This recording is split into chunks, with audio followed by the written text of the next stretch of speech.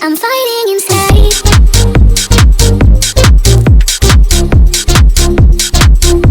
I'm fighting inside.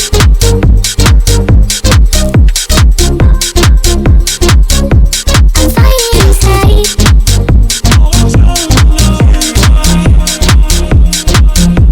I'm fighting inside.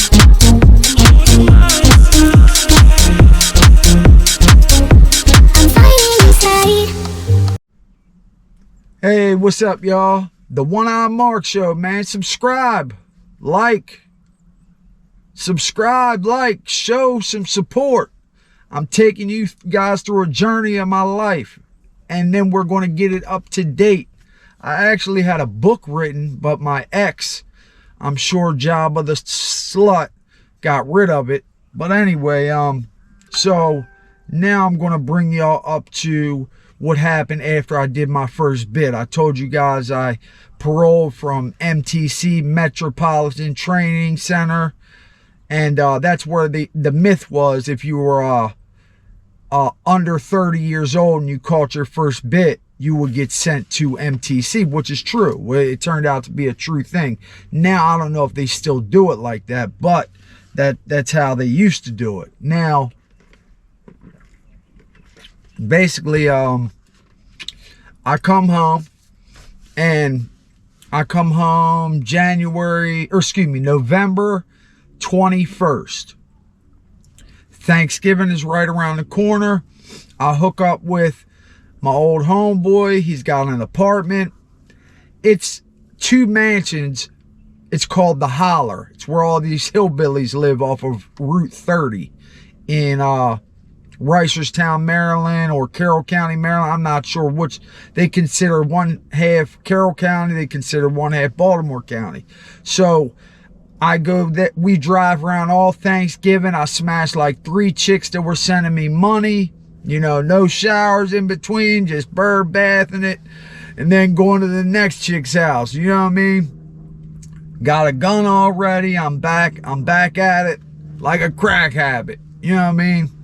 So, mind you, I moved back into my grandmother's house, but I still had all my plugs because I only did 2 years. You do 2 years, people, you come home, people will still help you. You'll still have connections, all that. You do 10 years, you lose all that. You know, once you're locked up past 5 years, people do not even remember you. You will be lucky to get a letter.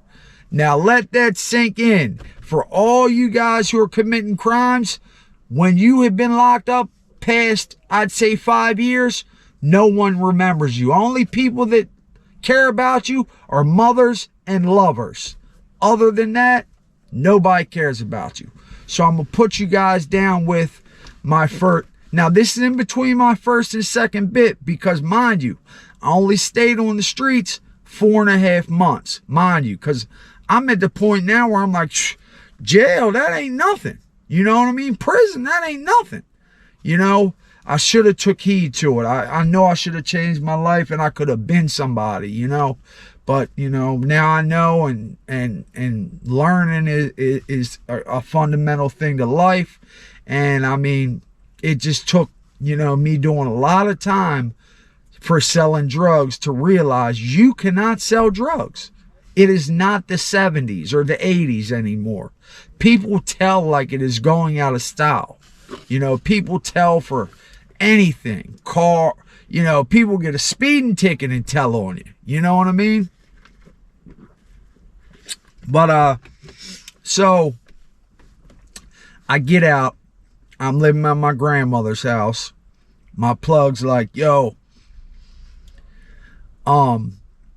my plug hit me like my first couple of days home. I'm like, yo, he was dealing with I hooked him up with my man who was selling all my stuff when I got busted the first time and was just driving around with the gun acting like an idiot. I hooked them up together to keep my plug. So when I came home, my plug gave him back to me. That's how loyal my plug is. Shout out to my plug B. B, if you ever watch this video, holler at me. B ended up getting busted too, but that's another story. We'll do a story on B another time. That's not his real name. But anyway, so basically I go home and I gotta piss twice a week, Tuesdays and Fridays, or Mondays and Thursdays. So they don't give you any time to use drugs and get high. You know what I mean? So basically, I come home, and mind you, while I'm doing my 15 months in Carroll County, my love of my life, I was with her from 15, on and off from 15 to 21. No, yeah, 21 or 23. I can't remember. 15 to 23 it was. And she got married while I was locked up to a homeboy of hers. He was bisexual. You know, he was in the Army, so she got to travel with him. She wrote me and told me. She said, "But when you come home, I'm getting back with you." So it messed me up, man. I cried for like a week, bro. I was on lockup the whole time too. But in the Carroll County lockup, they roll the phone to your door, so you get 3 free phone calls, even though I didn't have anybody to call. But, you know, so when I come home, I'm living at her house and just keeping my stuff in my grandmother's house. Then I moved some of my stuff in with her. She's staying at a place where she gets paid to watch their kids. Now, mind you, she's a real bad alcoholic. Her name's Amanda Rock. And mind you, I had to piss twice a week, so I couldn't. Then here comes Thanksgiving around the corner. I was only uptown a week. I say, F it. I'm going to go get high. I had 7 days to get clean. You know, back then, they weren't testing for the cutting agents and all that, so it would come out of your system in 3 days. H would anyway. Now, it takes a long time to come out. It's just to let you people know. It's not like how it used to be where it just takes a few days to come out if you only do it one time. You could do it one time and stay in your system 2 weeks. You know, it depends on your fat cells, what they cut it with, all that. But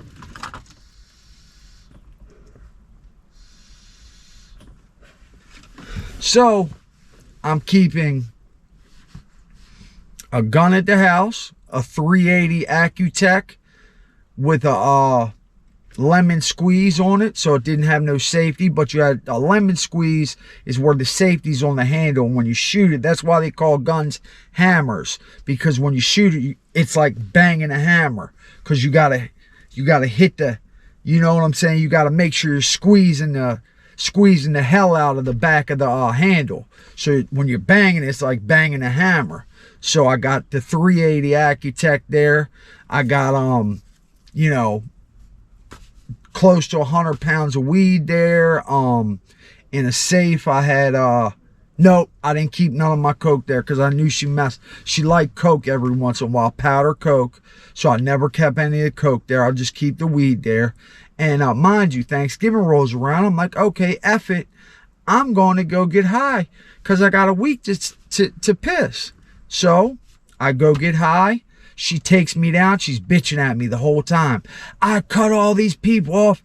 Unbeknownst, she told me that night, the guy who she married, I forgot to tell you, he overdosed and died after she left him. She left him while she was driving from Texas, Fort Worth, Texas, back to Baltimore. She had called and had their whole house packed up and moved back to Baltimore into the house where she was living at when I was staying with her. She left him. He overdosed and died that same night. So she's bitching. She's going mad on me about getting. She's like, get her some powder. So I got burned for powder. They gave me hard. She threw it out the window. I have 4 dimes a boy of H. So basically, I went back to her house. She's like, F it, give me one. I'm like, nah, you don't mess with this. She's like, give me one or you gotta get out. Da, da, da, da. We start arguing. I say, here, fine. So, mind you, I'm hustling still. I got out and started hustling immediately because when I came home, my co-defendant, he lived in a crack house that was separated into mansions. And they were out of one mansion. It was 15 apartments. 13 of them were crack houses, crack apartments. So there was 3 black dudes getting all the money in the house. We bought 3 guns and ran them all up out of there. You know what I mean? We didn't hurt nobody, but we just would do crazy stuff, like kick the door in, we'd both be pointing guns, some double gun, you know, just messing with them, you know what I mean? Letting them know, like, this is our house. I mean, he lives there. It's our house. It's my house. You know, I took it over. So I ended up meeting 2 of them on my bit, and I didn't know who they were. They told me, yeah, you ran us out of the crack house that we were getting money in, you know, blah, blah, blah. I'm like, damn, my bad, bro. They're like, nah, ain't none. Money's money. You gotta get it how you get it. So anyway, basically, so mind you, I got that one whole mansion on lock, and then out of 6 apartments in the second mansion, 2 of them were smokers, so I got those 2 apartments on lock. So mind you, and we're still getting into BS too. So one night on my co-defendant's birthday, I get 21 grams of soft, and I whipped it up for him, so I got like about an ounce all together. I put some whip on. I got an extra quarter on it, so I gave that to him. We had brought this girl named Shelly into the fold, and I'll explain more about Shelly, but right now this is on my girlfriend Amanda, my first true love. And then I'll go into my second bit after this story. So Amanda, she did the H that one night, and mind you, I'm selling hard, full-time, weed full-time, and I'm working a part-time job. So after work, I gotta go to bars, I gotta go maintain the crack houses, you know what I mean? I got to go maintain the spots, because I got people working for me. Now I'm getting a little bit smarter. It's smart in a way, but then dumb in another way. The more people you have in your web, the more holes can be put into your web. So if you're dealing with 10 people, that's 10 people that could rat on you or set you up. If you're dealing with 1 person, that's only 1 person you can get ratted or set up by, unless you get caught on a humble. So anyway, now mind you, I come back one night, it's like 3:30 a.m. and mind you, I'm running on like 2-3 hours of sleep back then. And I go, I'm smoking a cigarette in the bathroom. My girl Amanda had found out she was allergic to tobacco. So it was like offsetting her period. She couldn't get pregnant, then she would get pregnant. Like, I mean, it was crazy. Like, her body was going through so many changes because she smoked a lot of cigarettes, like a pack a day. Not a lot, but enough. And she had quit smoking, so I had to go in the bathroom and open the window to smoke. So I'm in there smoking, and it had a little gap in between her sink and her wall, and I see a vial sticking out. And I use the bathroom, wash my hands, and I look at behind the sink. And mind you, drug addicts, they do things that are ritualistic. Like, let's say I get high in my car, I'll throw it out the window in the same place I park every day. So within a month, there'll be like 60 bags right in the parking space next to my car, and I'm not even paying that no mind. So you bring heat to yourself, and you just get, when you get high and you're hustling, you're slipping anyway. So mind you, I did the H one time. She did it and kept doing it because it made her, it like brought back some type of feeling of like stability. She didn't feel as bad because the guy she married, killed him, basically overdosed and died, So basically, she's getting high all day long and watching these kids and drinking on top of it. And she's got a benzo habit as well. So imagine how sloppily drunk and high she is all the time. And mind you, now to this day, I cannot mess with a girl who drinks or does any weird drugs, anything like that, that like makes you sloppy, drunk, wobbly, any of that stuff. But so basically I find like about 40 vials behind the in between the sink and the wall. I put them all in a sandwich bag. I wake her, turn the light on, wake her up, throw them at her. I say, yo, you're effing getting high. She's like, mind your business. You're just staying here.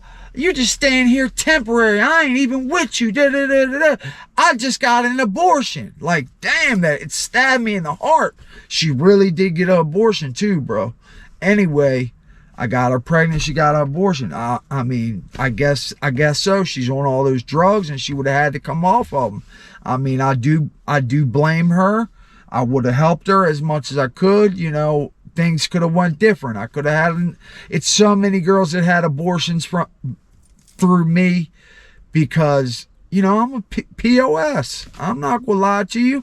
You know, I'm trying to change my life, but, you know, some of those characteristics stick. You know, but I'm not a POS anymore, I like to think. But anyway, basically, she's got my gun. She's waving in my face. And mind you, don't got a safety. She's waving a gun in my face. She's throwing my weed all around the room. Like, they're all pound bags. So she's throwing all these pounds of weed all around. I'm shoving them in the duffel bag as she's throwing them. Then I go there and she's throwing the money around. I'm grabbing the money, the weed. You know, she throws a gun. I'm scared it's going to go off. She keeps picking up, pointing it at me, throwing it. So I go to leave, and she runs down when I go to, like, she was asleep. She was nodded out when I went to leave. As soon as I get to the door, she runs down and starts hitting on me and stuff. And mind you, I was taught to defend myself. I'm not going to say I like beat her up, but like, you know, I put her in a hold and pushed her down on the ground, and then she grabbed my leg. And when I pulled my leg back, I ended up, you know, kicking her, you know, just by reaction. So, mind you, I was seeing her, I was seeing a stripper, and then I had another girl that I was, she was my girlfriend on the side too. And, you know, me and her are pretty close, so I'm not going to put her name out there unless she wants to come on a YouTube video and speak about this at one point. But anyway, yeah, we'll get to that. We'll get to that. I think she was my second true love. I'm not gonna lie to you, you know.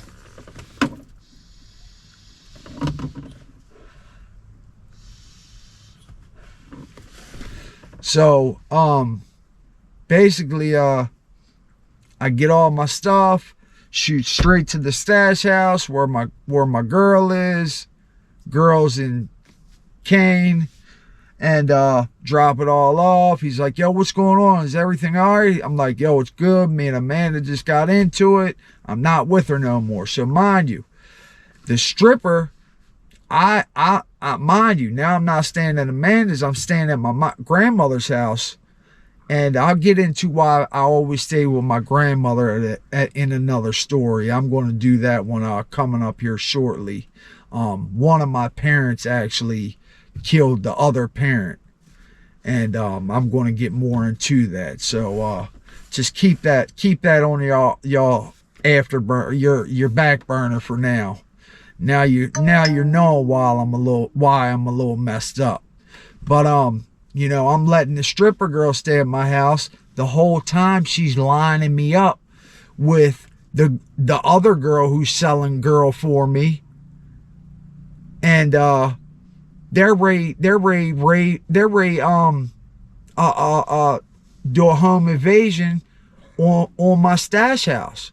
Come to find out, he's related to somebody she's related to. So it ended up getting squashed. But my girl Amanda called me This is why I'm at the strip club waiting for this nasty, nasty girl to get off. And she's like, I don't know who you're messing with, but there's people that are coming to my house. They're trying to get me to line you up. I was like, what do you mean line me up? She's like, they're trying to get me to set you up for all your stuff. I'm like, what? So I went and bought 3 guns. You know what I'm saying? I bought 2 more guns, excuse me, because I bought the Accutech 380 as soon as I got home. So I got a 22, a chrome 22 small with an interchangeable long range barrel so you can shoot like long range. And then I got a 1911, that's a 45 caliber 1911. And that one had a lemon squeeze on it too. I can't remember the name brand on either one. I think the 22 was a Colt though, C-O-L-T. And it had an interchangeable long range barrel. All you did was slide it on, slide it off. And so now I'm rolling around. I got a gun in my car at all times. I got a gun on my dip at all times. Then I might have a gun somewhere else stashed outside the house at all times. You know what I mean? So, like, I'm rolling around strapped up the whole time. It's the chick that I got selling for me. And basically, what had happened was, on my co-defendant's birthday, when I went to go cook him up that 21 grams of raw into an ounce, she said she was the last person. Shelly said she was the last person out of the house, which is not true. I was the last person out of the house. I was in the bathroom waiting for everyone to leave. She left way before, and I watched her grab the work off of the plate and straight put it in her pocket, because it was only like 3 big pieces. You know, you cook a O up, it's pretty much unless it's trash girl, you know, it's going to be in big pieces, you know. And I watched her snatch all the table. So when we all left, I call her like, yo, you got that stuff, right? She's like, no, I left it at the house. I was the last person out. I'm like, you're lying, blah, blah, blah. So what I did was I hiked the price up on them. I hiked the price up to $100 a gram. But I'm selling raw though, so you can bring back 1.5 grams easily. You know, I don't think anybody in this era that is hustling right now has probably seen raw unless they're dealing with the cartels. Because now, you know, you're not getting raw anything. I mean, fentanyl is a different story, you know, but, you know, basically, anyway, so I raised the price up on her to get what I got back. And the messed up part is I was giving that to him and he was going to split it with her. So she basically just put her foot in her mouth. So mind you, after my girl Amanda texted me about people trying to line me up, I put 2 and 2 together. Valentine's Day, I didn't go pick up my girl at the strip club because I put 2 and 2 together. It was her setting me up. But I didn't know that she was doing it with the girl Shelly. So I let her ride. Now I'm going in every spot. I'm putting my 3 guns on the table, letting people know like I'm strapped. You know what I'm saying?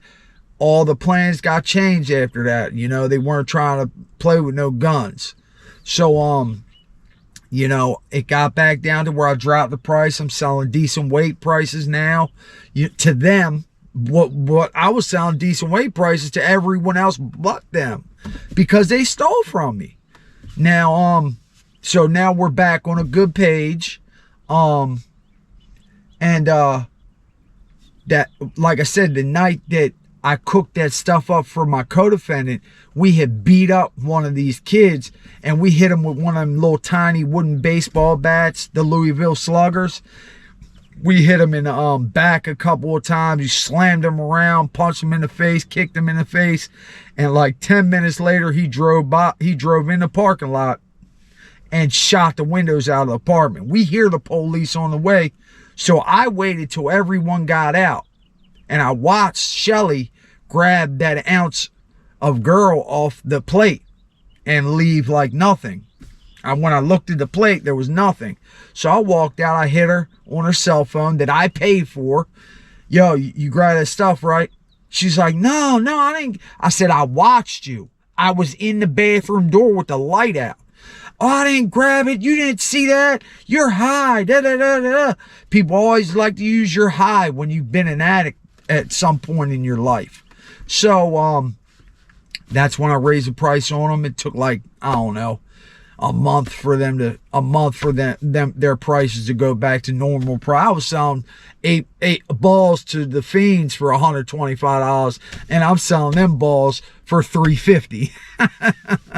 You know what I mean? But when I sell it to a fiend, I'll cook it up for him, and whatever extra I bring back, I'm keeping. You know what I mean? And like I said, it was some raw, so you know, I would normally, if I like the fiend, I would do it in ammonia, which brings the girl back into freebase form. You know, you can smoke, shoot, snort, whatever. It's a ammonia process of cooking the coke up instead of putting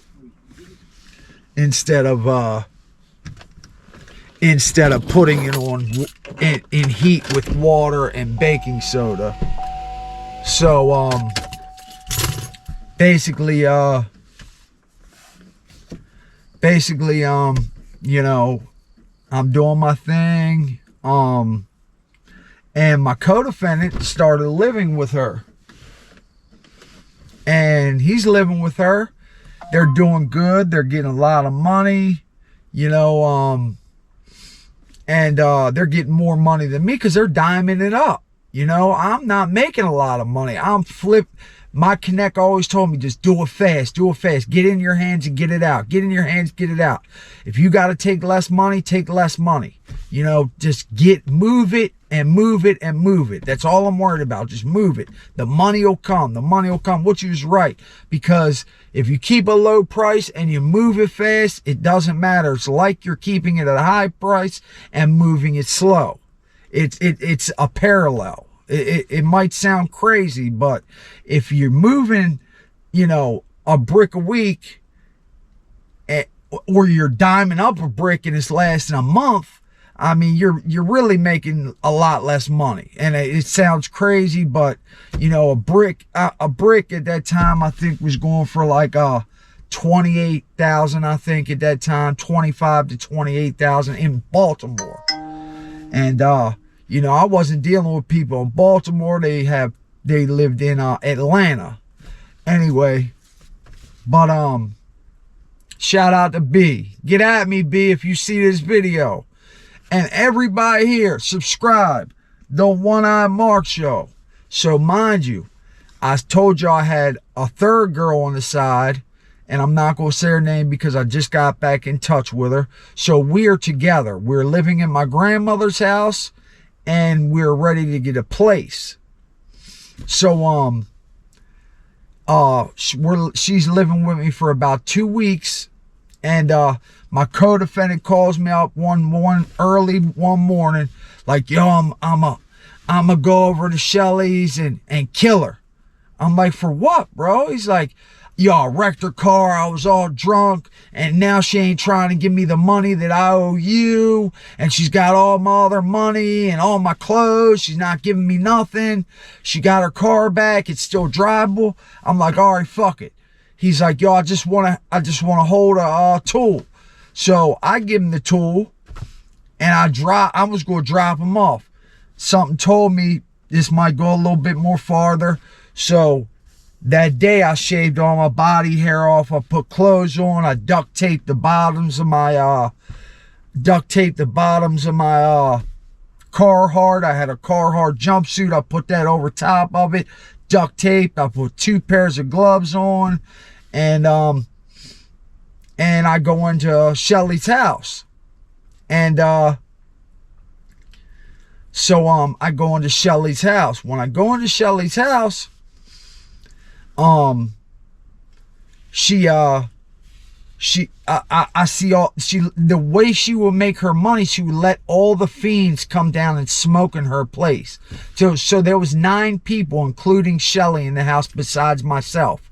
I said, y'all gotta get the fuck up out of here. They all were scared of me because they seen me running around the house with guns, but they didn't know I was the plug. She never made it. She never let it out the bag that I was a plug because she was afraid that they would just go through me. I wasn't about that. I wasn't diming nothing up. 8 balls and up. You know what I mean? So boom. And so I told them they had to go. As soon as they walked out, he steps in. And I had took the gun from him. And mind you, I don't drink like that. If I go to a bar, I drank 2 shots of 151 and 1 beer, and I was good the whole night. I'll be drunk, but not sloppily drunk where I couldn't drive home. So mind you, I got the Accutech with me this time. And I got the gun because I was scared he was going to go in there just whammer. You know what I mean? And I wanted to see how many witnesses there were, you know, because you can't wham 9 witnesses off 3 clips. You know what I mean? People were going to escape and get away. So anyway, this is all allegedly. So I took the gun from him, and I didn't feel, my girl wanted to try Belvedere vodka. I got a 5th for and a deuce for me. I drank the deuce. She tasted the Belvedere. She's like, ew, I don't like it. So I drank the whole 5th while we're driving to the spot. We parked all the way far away from the house and got out, and we walked the trail to get up to the house. And then I wave all the fiends out the house. Soon as he comes in, she starts yelling. When she starts yelling, I pull the joint out. She keeps yelling. I go to cock her. And when I cocked it, I hit her in the mouth. Some furniture got moved around. She ended up on the floor. I'm not proud of this. I'm just telling y'all the story. So she's on the floor bleeding. He gets low. He leaves me. This is how much he cares for me. He left me in the house. So next thing I know, I'm getting phone call. I'm passed out drunk. She's on the floor crying. And they're calling me like, yo, I answer the phone like, whoa, what's up? They're like, yo, where are you at? I'm like, I'm at Shelly's. They're like, yo, get the fuck out of there. You know what you just did? I'm like, nah. They're like, yo, get out of there. I stumble out of there. They come pick me up on the main road. Next thing I know, I'm at the job the next day. I'm working in Reisterstown at a telemarketing spot, and everybody up there did powder or hard. So everybody was my fiend. So I'm in the bathroom gunning a magazine down, Maxim magazine down, right? Because I don't really got to work because my manager is my customer. You know, I didn't even have to go and still will get paid. And basically, I hear my manager call my name. Hey, Mark. I'm like, yo, what's up? I'm in the bathroom. He's like, Mark, I need you out here right now. Soon as I open the bathroom up, the police hit me with the shock shield. Bang! Zzz. It literally makes you S&P all over yourself. And so I got blown back in. They jump on top of me. They start beating me. I'm trying to just fight them off. I thought they were robbing me. You know what I mean? But come to find out, they were the Ninja Turtles. They had helmets on and all that stuff. Being that I was on parole, Maryland law, it says if a member is on parole and somebody says they have a firearm, they at least got to detain them to do an investigation to see if they really have a firearm.